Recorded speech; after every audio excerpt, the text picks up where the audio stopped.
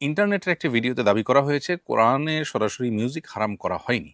এটি মূলত একটি নিরপেক্ষ মাধ্যম বা টুল যা ব্যবহার অনুযায়ী ভালো মন্দ হয় এবং দাউদ আলাহিসাল্লামের সুরের মূর্ছনা ও মহাবিশ্বের ফ্রিকোয়েন্সির যুক্তি দিয়ে মিউজিককে হারাম নয় বলে দাবি করার চেষ্টা করা হয়েছে। আমি বিষয়টা নিয়ে দ্বিধান্বিত হয়ে পড়েছি। কোরআন সুন্নাহর আলোকে বাদ্যযন্ত্র সম্পর্কে জানতে চাই। প্রিয় দর্শক, আল্লাহ রাব্বুল আলামিন কোরআনে কারিমে বলেছেন, ওয়া মিনান নাসি মান ইয়াশতারি লাহওয়াল হাদিসি লিয়ুদিল্লা আন সাবিলিল্লাহ। মক্কায় কিছু মানুষ আল্লাহর পথ থেকে মানুষকে বিচ্যুত করবার জন্য তারা লাহওয়াল হাদিস ক্রয় করে। লাহওয়াল হাদিস ক্রয় করা বলতে কি বোঝানো হয়েছে? এ বিষয়ে নবী করিম সাল্লাল্লাহু আলাইহি সাল্লাম কর্তৃক সার্টিফাইড, তার সার্টিফিকেট প্রাপ্ত, দোয়াপ্রাপ্ত সাহাবী আব্দুল্লাহ ইবনে আব্বাস রাদিয়াল্লাহু তাআলা আনহু এবং আব্দুল্লাহ ইবনে মাসউদ রাদিয়াল্লাহু তাআলা আনহুমা থেকে বর্ণিত হয়েছে যে তারা উভয়ে লাহওয়াল হাদিসের ব্যাখ্যা তারা নবীজি থেকে সরাসরি কোরআন শিখেছেন। উম্মার জন্য কোরআন যেন সবচেয়ে বেশি শিখতে পারেন সেজন্য নবী সাল্লাল্লাহু আলাইহি ওয়াসাল্লাম তার জন্য দোয়াও করেছেন। তাদের ব্যাখ্যা হলো যেখানে লাহওয়াল হাদিস এর মিনিং হলো গানবাদ্য। তো এখান থেকে বোঝা গেল যে গানবাদ্য সম্পর্কে ইসলামের দৃষ্টিভঙ্গিটা কি। আল্লাহ তাআলা সেটাকে সমালোচনা করেছেন যে আল্লাহর জিকির থেকে গাফিল করার জন্য টুল হিসাবে কিছু মানুষ এটা নিয়ে কাজ করে। গায়কদের ভাড়া করে আনতো তখন, যাতে মানুষ কোরআন তেলাওয়াত না শুনে, গায়িকাদেরকে ভাড়া করে আনতো যাতে করে কোরআন না শুনে ওই গান বাজনে মানুষ মজে থাকে। তাহলে এটা আল্লাহর জিকির থেকে গাফিল করবার একটা মাধ্যম এবং টুল। আজও যারা দেখা যায় যে এগুলোর সাথে অনেক বেশি ইনভলভ হয়ে যায়, তারা আল্লাহর জিকির, আল্লাহর পরিপূর্ণ আনুগত্য এগুলা সেভাবে তারা আসলে করে উঠতে পারে না। এটা হলো বাস্তবতা।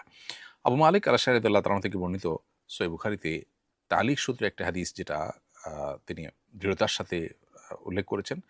সেই হাদিসটিতে নবী সাল্লাল্লাহু আলাইহি ওয়াসাল্লাম বলেছেন, লা ইয়াকুনান্না মিন উম্মতি আকওয়ামুন ইস্তাহিল্লুনা আল-হিররা ওয়াল হারিরা ওয়াল খামরা ওয়াল মাআজিফ।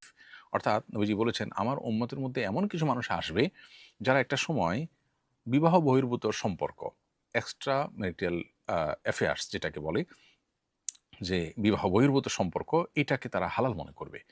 আজকাল আপনি দেখেন মানে তথাকথিত আপনার জেনার সঙ্গী আছে একজনের, বিয়ে নাই কিন্তু তার সঙ্গী এই পরিচয় দিচ্ছে বিভিন্ন নাম দিয়ে, বিএফজিএফ ইত্যাদি বিভিন্ন নামে। এটা কিন্তু তেমন কোনো দর্শনীয় জিনিস মনে করছে না, অথচ এটা কিন্তু 10-20 বছর আগেও মানুষ এভাবে বলতে পারতো না। পৃথিবীর সব সমাজে একটা সময় এটা ছিল না, এখন এটা স্টাবলিশড হয়ে যাচ্ছে। তো নবীজি বলেছেন কিয়ামতের আগে এটি হবে, এটি কিয়ামতের আলামত। এবং ওয়াল হারির, আরেকটা হলো যে সিল্ক, পুরুষের জন্য ব্যবহার করা হারাম, সেটাকে হালাল মনে করবে এবং কোন দর্শনীয় মনে করবে না। আজকাল দেখেন পুরুষদের সিল্কের পাঞ্জাবি ইত্যাদি ব্যাপক হারে বিক্রি করা হচ্ছে। এটা পৃথিবীতে একসময় পুরুষরা পড়তোই না, ব্যবহারই করতো না, কিন্তু এটাকে হালাল মনে করছে আজকাল মানুষ। আরেকটা হলো মাদক। কোরআন আল্লাহ তাআলা অনেক আগেই বলেছেন যে ওয়াইসমুহুমা আকবারু মিন নাফইহিমা, মাদক এবং জুয়া এগুলোর কিছু উপকারিতা আছে কিন্তু ক্ষতি তার চেয়ে অনেক বেশি, অনেক বড়। তো আল্লাহ নিজে বলেছেন যে কিছু উপকারিতা আছে, খেয়ে সাময়িক মানুষ তৃপ্তি পায়, এটা যেমন উপকারিতা, এর বাইরে আরও উপকারিতা থাকতে পারে। যেমন আজকাল মাদকের একটা নির্দিষ্ট পরিমাণ, বিশেষ মাদক, এটা গ্রহণ করার মাধ্যমে ব্রেইন ওপেন হয়ে যায় বলে দাবি করা হয়। অনেক তরুণরা এই পথে পা বাড়াচ্ছে এবং বলা হচ্ছে যে এই মাত্রা নিলে খুব বেশি ক্ষতিকর কিছু হবে না, এই সেই। আপনার তথাকথিত ব্রেইন ওপেন হওয়ার কিছু চমক আপনি হয়তো দেখতে পাবেন, কারণ কোরআনে আল্লাহ তাআলা বলেছেন যে মাদক এবং জুয়া এগুলোর মধ্যে উপকারিতা আছে কিন্তু ক্ষতি তার চাইতে বেশি এবং বড়। যে উপকারিতা আপনার সাময়িক আনন্দের মাধ্যমে হয়, তথাকথিত ব্রেইন ওপেন হওয়ার কাজটা যদি হয়ও, এরপরেও আপনার জীবনকে ধ্বংসের দিকে নিয়ে যাবে এই মাদক। সেটা আল্লাহ তাআলা কোরআনে ঘোষণা দিয়েছেন দুনিয়াতে এবং আখিরাতে। তো সেটাকে আজকাল দেখেন এই যে তথাকথিত উপকারিতার নাম দিয়ে তরুণদের মধ্যে, একটা সমাজের শ্রেণীর মানুষের মধ্যে এটাকে, যারা মুসলমানের সন্তান, যারা এটা এমনিতে পান করে না, তাদেরকে বলা হচ্ছে যে একটা নির্দিষ্ট পরিমাণ নেওয়া যায়, হানতান ইত্যাদি করে তাদের মধ্যে এটা করা হচ্ছে। তো নবীজি বলেছেন এটা হবে, একটা সময় আসবে মানুষ এটাকে বৈধ মনে করবে। আর সর্বশেষ হলো মাহাজিব বা বাদ্যযন্ত্র। নবীজি বলেছেন যে এটাকে মানুষ একটা সময় হালাল মনে করবে, অথচ এটা হালাল না। তো এখান থেকে বোঝা যায় পরিষ্কারভাবে যে বাদ্যযন্ত্র এটা যদি ব্যবহার হয়, প্রয়োগ হয়, সেটা কোনো গানে হোক, ওয়াজে হোক কিংবা কোরআন তেলাওয়াতে হোক, সেটা হারাম হয়ে যায় এটার ব্যবহার করাটা। আরেকটি হাদিস আব্দুল্লাহ ইবনে আব্বাস রাদিয়াল্লাহু তাআলা আনহু থেকে বর্ণিত যে নবী করিম সাল্লাল্লাহু আলাইহি ওয়াসাল্লাম বলেছেন, ইন্নাল্লাহ হাররামা আলাইয়া আও হাররামা আল খামরা ওয়াল মাইসিরা ওয়াল কুবা। হাদিসটি সহিহ সুনান আবু দাউদে বর্ণিত হয়েছে এবং এই হাদিসের অর্থ হলো নবী সাল্লাল্লাহু আলাইহি ওয়াসাল্লাম বলেছেন, আমার উপরে হারাম করা হয়েছে মাদক, জুয়া এবং কুবা। কুবা এর মানে হলো তবলা।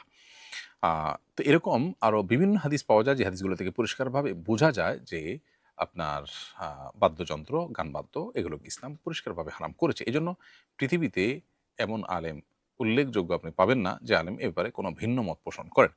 দাউদ আলাইহিস সালামের সুরের যে ব্যাপারটা, সেটা তুলে এনে মিউজিক বৈধ হওয়ার দলিল দেওয়া, এটা খুবই দুর্ভাগ্যজনক একটা বাস্তবতা এবং এ বিষয়ে অজ্ঞানতা ছাড়া আর কিছুই নয়। আল্লাহ রাব্বুল আলামিন তাকে সুন্দর কণ্ঠস্বর দিয়েছিলেন, তিনি সেই কণ্ঠস্বর দিয়ে তেলাওয়াত করতেন। তো কোরআনে কারিমও তো সুন্দর কণ্ঠে তেলাওয়াত করার জন্য নবী সাল্লাল্লাহু আলাইহি ওয়াসাল্লাম বলেছেন এবং নির্দেশনা দিয়েছেন যে কোরআন যেন আমরা সুন্দর কণ্ঠে পড়ি। জাইয়িনাল কোরআনা বিআসওয়াতিকুম, তোমাদের সুন্দর কণ্ঠ দিয়ে কোরআনকে সুশোভিত করা হয়েছে। এটা তো ঠিক আছে। সুন্দর কণ্ঠ দিয়ে খালি গলা যদি কেউ ভালো কথা আছে এমন কোনো গান গায় খালি গলায়, তো সেটাও তো নিষেধ না। কিন্তু সেটা দিয়ে তার তিনি কোনো বাদ্যযন্ত্র ব্যবহার করেছেন কিনা? এর হলো কথা।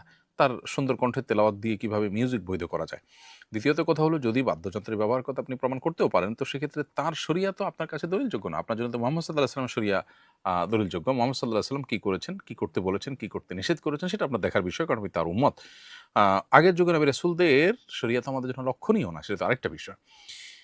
বর্তমানে আমাদের মধ্যে এই ব্যাধি ব্যাপকভাবে বাড়ছে। অনেকেই এই সমস্ত হারামকে হালাল মনে করছেন। নবীজি কিন্তু আমাদেরকে সতর্ক করেছেন, কিয়ামতের আগে একটা সময় আসবে মানুষ এই হারামগুলোকে হালাল মনে করবে। অদ্ভুত আ কাকতালীয় ব্যাপার যে আমরা দেখছি এখন মানুষ আ বিবাহ-বিবাহিত সম্পর্ক করতে এটা কোনো তার বাদে না, মুসলমানের সন্তান। এটাকে সমাজও তেমন কোনো দোষী বিষয় মনে করছে না। মা-বাবা ধরে নিচ্ছে যে হ্যাঁ, একটা সম্পর্ক থাকবেই, পরে বিয়ে হবেই। এই যে বিষয়টাকে বৈধ মনে করছে মানুষ। আবার আপনি দেখবেন যে সিল্ক পুরুষরা ব্যবহার করছে। তারপরে আপনার আ পুরুষদের মধ্যেও আপনার দেখা যায় যে সিল্কের প্রচলন, ব্যাপকতা এগুলো বাড়তেছে আস্তে, আস্তে। মাদক গ্রহণ করার উপকারিতা বলা হচ্ছে বিভিন্ন পরিমাণে। তারপরে বাদ্যযন্ত্রের ব্যবহার, এগুলোকে দোষণীয় মনে করা হচ্ছে না। অনেকে এটা নিয়ে ডিবেট করতে আসেন। তো এগুলো কিয়ামতের লক্ষণ নবী সাল্লাল্লাহু আলাইহি ওয়াসাল্লাম আগে থেকে আমাদেরকে সতর্ক করেছেন। এছাড়া মহাবিশ্বের ফ্রিকোয়েন্সির যুক্তি অগ্রহণযোগ্য, যেখানে কোরআনে কারিমের স্পষ্ট হাদিসের স্পষ্ট দলিল রয়েছে। কোরআনে কারিমের আয়াত থেকে স্পষ্ট বোঝা যাচ্ছে যে ইসলাম গান বাদ্যকে অ্যাপ্রিশিয়েট করেনি, বরং নিষেধ করেছে। এটা মানুষকে আল্লাহর জিকির থেকে গাফিল করা বা টুল। সেখানে বিভিন্ন রকমের যুক্তি, মানে কোরআন হাদিসের স্পষ্ট বর্ণনা থাকার পর তার বিপরীতে বিভিন্ন যুক্তি দেওয়া, এটা একজন মুসলমানের কাছে কখনো গ্রহণযোগ্য হতে পারে না।